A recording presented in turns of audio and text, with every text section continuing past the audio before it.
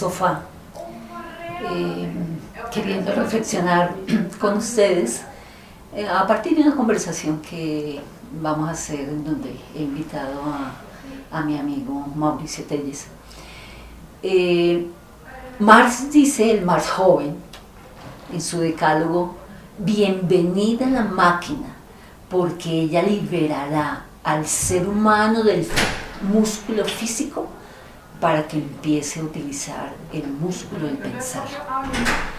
Eso ya nos dispone en una era como la era de la información, pero también la de la tecnología, en donde vamos a permitirnos aclarar qué es la tecnología, qué diferencia tiene con los artefactos tecnológicos, para poder detallar una conversación con Mauricio respecto a lo que fluye allí en esa dinámica de los artefactos y de la tecnología, como las dinámicas que hacen que el ser humano sea productivo, o la productividad, cómo se da allí.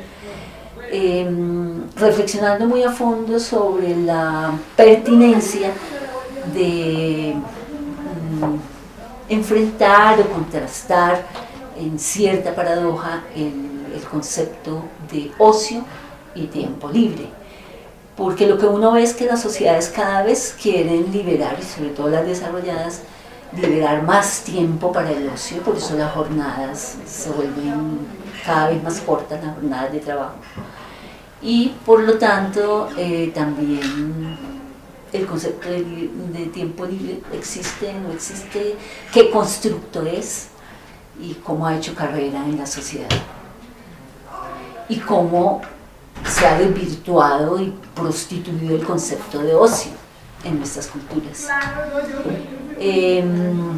Por eso me pareció pertinente invitar a un amigo.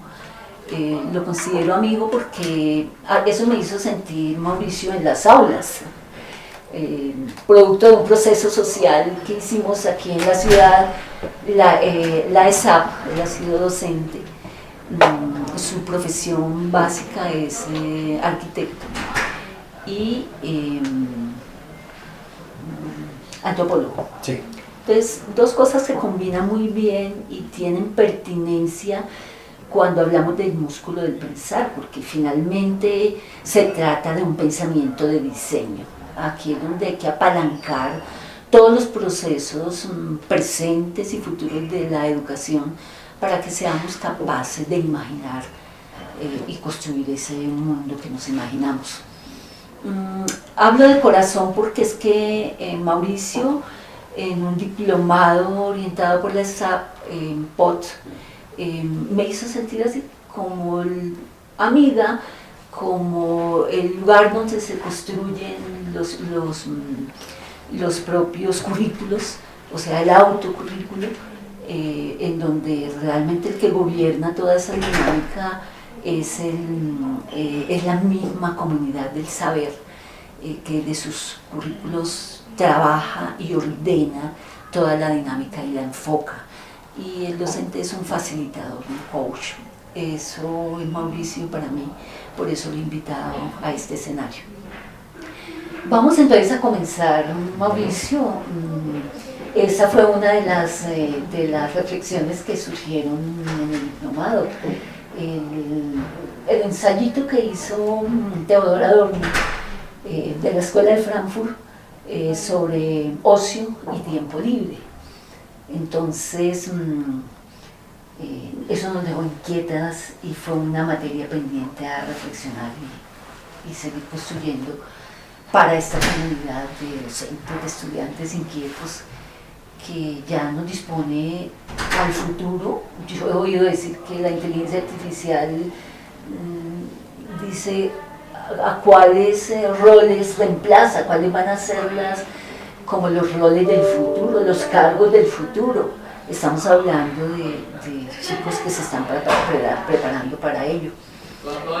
La pandemia también nos dejó una experiencia que decantó y focalizó las dinámicas reales del trabajo y del tiempo del tiempo. Yo le quito libre porque no sé si ese constructo exista. Bienvenido. No, a ti gracias por invitarme, Islena. No sabe uno que deja esas huellas o esas marcas, digamos, que terminan siendo imborrables, tanto en las personas que lo han escuchado a uno como en uno mismo, porque venía yo sorprendido de que después de 5 años, que fue el diplomado, pues uno vuelve y se encuentra con la gente y la gente lo busca, lo encuentra a uno. Entre otras, estaba pensando mientras te escuchaba que el diplomado no nació como diplomado, sino que la misma comunidad y la misma, si se quiere, demanda y preguntas de la gente hicieron que un curso de unas pocas horas se convirtiera en un curso de mucho más horas y mucho más ambicioso. Y curiosamente, la gente, en cambio de irse como en otras experiencias, llegó más gente. Y hubo otra cuestión importante, y es que no se hizo, digamos, como aula de clase ni como capacitación como estaba concebida en ese momento. Eso cambió actualmente. Ahora los mismos profesores son los capacitadores. Antes habían capacitadores aparte de los profesores, y entonces fue una experiencia muy chévere en ese sentido. No fue muy extensa, pero fue muy enriquecedora porque me retó a decir las cosas en otros escenarios. Y ese escenario que quería yo reteñir y resaltar, pues, es el barrio, o los barrios en este caso. Y eso me parece que es muy importante, porque no es llevar a la gente a las aulas y encerrarla, sino liberarse uno mismo y ir a aprender y a compartir conocimiento y a dialogar con otros saberes. Es este el escenario que nos pone de cara a jóvenes que cambian su rol, porque no solamente aprenden, sino que también enseñan, que se vuelven imparables en la búsqueda de sus iniciativas, de sus sueños, pero también libres y autónomos en las decisiones que toman, porque el radar es el grupo, el radar es el aprendizaje de otros. Entonces esa misma dinámica hace que se reten, sean imparables en sus procesos y que estén ávidos de aprovechar este tipo de escenarios totalmente distintos, que puede ser el barrio, que puede ser la escuela, el aula de la escuela, o puede ser la cafetería, o puede ser la tienda de la esquina, ¿sí? La que queda cerca del colegio, etc. Todos esos son escenarios que pueden convertirse diariamente en procesos de aprendizaje rompedores. O sea, a mí me interesaría que nos sentáramos a hablar, si Marx dice bienvenida a la máquina porque liberará al ser humano del músculo físico, o sea, las rutinas de lo que las máquinas pueden hacer, para que empiecen a pensar en pensamiento de diseño, a soñar sus posibilidades.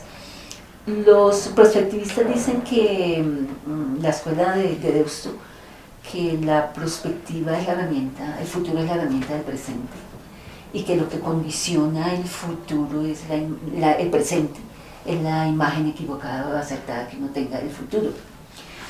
Eso entonces ya nos pone de cara a la capacidad de soñar, de pensar que para tener un mundo X hay que construirlo, hay que diseñarlo desde la imaginación. Eso se equipara al ocio, que es lo que poco ha habido, o sea, el espacio para pensar, el espacio para abstraerse.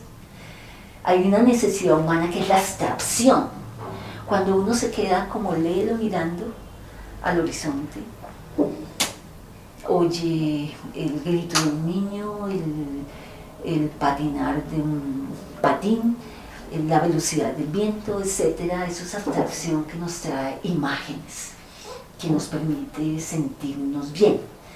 Para ti el ocio, ¿qué referente trae o crea?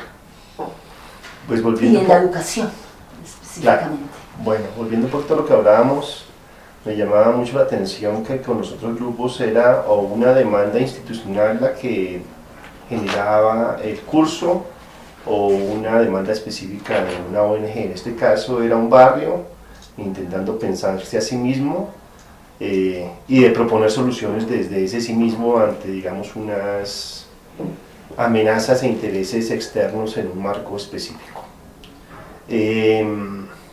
Eso hizo entonces que pensara, ahorita en la introducción que hacías, en que la gente fue porque quería aprovechar y potenciar sus capacidades y pensar en otras cosas, que creo que esa es una de las características de ese escenario habitacional, que tiene un músculo muy fuerte. En términos educativos, pues también uno se da cuenta de que los escenarios en donde uno dice que le enseñan y que uno aprende, pues no terminan y no se restringen o a una escuela o a un colegio o a una universidad, sino que uno está en un escenario cotidiano donde está aprendiendo y está enseñando también y haciendo otras cosas. Entonces creo que eso es supremamente importante porque ante un problema presente, esa amenaza a la que me refería hace un instante, se buscaban alternativas y no se quedaba la gente de manera estacionaria, pasiva, digamos, obediente, sino que buscaba otras maneras de pensar su territorio y de pensarse en el territorio. Recuerdo que en la primera reunión en el salón comunal había, digamos, una indignación por lo que se pensaba y cómo se concebía esa zona por su ubicación estratégica. Y se hablaba del plan de ordenamiento territorial y yo molestaba y dije una cosa que fue algo así como una propaganda, que fue Peñalosa o territorio. Cuando dije eso, entonces salió del corazón. Entonces creo que ahí hubo algo que sucedió en mí, que sucedió en los demás, porque entonces empezamos como a soñar, o como diría Galeano, a disoñar, y no individualmente y con la almohada y dormidos, sino a hablar de otras cosas y de otras posibilidades, de otras alternativas, pero en colectivo, porque realmente tal vez esa capacitación no fue eso, porque eso suena supremamente instrumental, supremamente técnico, sino fue como un diálogo de experiencias y de saberes, porque además esto no puedo obviarlo ni borrarlo, y es que la gente que estaba asistiendo era gente formada, gente con experiencia, gente pensionada, que no quería quedarse encerrada en sus casas, ni mucho menos, sino que quería precisamente también que se valorara ese escenario maravilloso que son los alrededores del Parque Simón Bolívar, los alrededores de la Biblioteca Virgilio Barco, ante unos intereses, digamos, financieros y inmobiliarios que les planteaban otras alternativas que los agredieron cuando se las plantearon. Entonces era un futuro que depende de mí, un futuro que depende de un mí o de un yo, pero colectivo, en donde eso generó unos encuentros, digamos, unos cuestionamientos en términos de conocimiento, en términos de qué hacemos, o mejor no nos quedemos quietos, no hagamos haciendo nada, sino de valorar dónde estamos y de valorarnos como sujetos. Tú decías al principio, respecto a la máquina, la ciudad se ha pensado muchas veces como una máquina. Cuando aceptamos que la ciudad se piense como una máquina, terminamos nosotros también siendo como pernos o engranajes dentro de esa máquina, y ni la ciudad es una máquina, ni nosotros tampoco somos una máquina, sino que fuimos los que creamos la máquina. Y tú decías eso, y pensé inmediatamente en Weber, de que creamos la máquina, pero ahora la máquina nos puede estar creando a nosotros. Y creo que hay una cuestión y un socavón importante de empezar a pensar y a reconsiderar. Tú me haces pensar en el concepto de tecnología y de artefacto, o sea, la diferencia que hay allí. Porque la tecnología es esa manera como los seres humanos pensamos el espacio, pensamos la vida, superamos los problemas, porque finalmente los problemas no existen, dejan de existir cuando tomamos decisiones reales frente al sueño de lo que queremos, porque finalmente lo que contrasta es el sueño y lo que se hace. Gregory Bateson decía, cuando le preguntaban quién es un esquizofrénico, él decía, pues es que las sociedades y las ciudades son enfermas, esquizofrénicas, porque sencillamente una cosa, y muchos, todos en cierta medida somos esquizofrénicos, porque una cosa queremos y otra hacemos. Entonces finalmente el papel de la creatividad y de la imaginación es ese bucle que nos permite estar contrastando lo que queremos con lo que hacemos, y de ahí entonces surge la capacidad del ser humano de diseñar, diseñar esas maneras diferentes de intervenir los espacios, la ciudad, la vida, la casa, el hogar, es lo que se llama tecnología, porque eso es lo que transforma. Y de ahí surgen entonces los artefactos o las máquinas que necesitamos o diseñamos también de acuerdo a ese pensamiento de lo que queremos, de lo que diseñamos.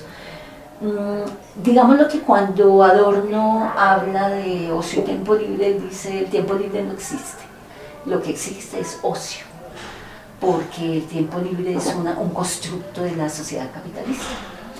Y como sociedad capitalista simplemente ha normado, ha regulado tiempos y movimientos, es la crítica que se hace aquí en la película Tiempos Modernos, porque sencillamente nosotros haremos las máquinas y los dispositivos que necesitemos estén acordes a la decisión colectiva.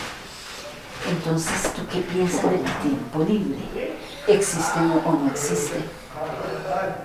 El sistema en el que vivimos ha instrumentalizado todo, ha hecho que pensemos que el tiempo es el valor más importante de la existencia. Naturalizamos la noción de tiempo cuando hablamos de la producción y pensando en el tiempo del reloj y en el tiempo del cronómetro nos olvidamos del tiempo de la vida y el tiempo de la existencia. La tecnología instrumentalizada por la ciencia nos ha llevado a eso, y creo que ahí reside esa esquizofrenia que tú nombrabas hace un momento, y digamos que los estados o los entes institucionales han terminado siendo cómplices de esos mismos procesos, pero desde hace unos, yo diría 50 años, cuando Adorno hacía estos planteamientos, se empiezan a ver, digamos, fisuras, erosiones en esa forma de pensar, y creo que las comunidades, el arte, la literatura, la estética nos abre unos espacios muy importantes, y eso es lo que hace valiosos las reflexiones de Adorno, no visto solamente desde la sociología, sino vistas, y tampoco desde la psicología, sino vistas desde la estética, porque entonces nos hace pensar que no somos un producto del tiempo, sino que producimos tiempo, y en ese sentido se abren unos socavones grandes para pensar también y reconsiderar lo que entendemos por tecnología. E insisto sobre algo que había dicho hace un momento, si pensamos la tecnología por ese camino, nos convertimos no solamente en objetos y en instrumentos de ese sistema, sino que al contrario, la educación y lo que decías tú de los jóvenes y de lo del futuro nos pondría y nos asomaría a una ventana en donde nuestras subjetividades, en donde nuestras percepciones, nuestros sentimientos, nuestros sueños tienen cabida.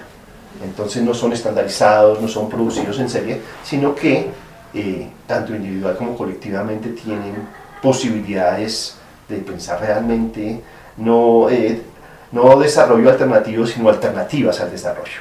Y decías tú al principio algo muy importante respecto a Max Neff, en términos de otra manera de concebirnos dentro de las necesidades, en donde esos sentires y esos valores juegan un papel importante, no solamente en términos de centralidad de lo humano, en términos de la vida que decía hace un momento, sino de la vida no pensada antropocéntricamente y yo, que es a lo que nos ha llevado este sistema, sino pensarnos como seres vivos y como parte de un sistema vital mucho más amplio, de que somos solamente un pedacito de él. Bueno, Mauricio, este apenas es uno de los momentos, yo lo he llamado aprendizajes rompedores, experiencias de aprendizaje rompedores, como en Nana, como momentos, como instantáneas que nos permiten construir y deconstruir, y este es apenas uno de esos momentos. Seguramente que te vamos a invitar a otros espacios. Simplemente dejo una inquietud. Ocio, tiempo libre nos tú lo has dicho muy bien, lo equiparas con el mundo de la productividad, porque así se limitó al tiempo del reloj. Él deja un cuestionamiento, ¿realmente el trabajo existe? Marx lo consideraba una alienación. Entonces, para las futuras generaciones, ¿realmente tienen que trabajar? ¿O simplemente resignificar el sentido del ocio y darle a esto la estructura que se necesita? Porque es la realización o la autorrealización del ser humano a través de otros, porque aquí resignificamos el aprendizaje colectivo, no es simplemente individual. Pero eso mismo hace que entonces vayamos construyendo nuestras propias mecanismos, nuestros artefactos, y el concepto de lo que queremos finalmente está a la orden del día. Eso es lo que considero. Entonces quedas invitado para una próxima. Muchas gracias, Lena.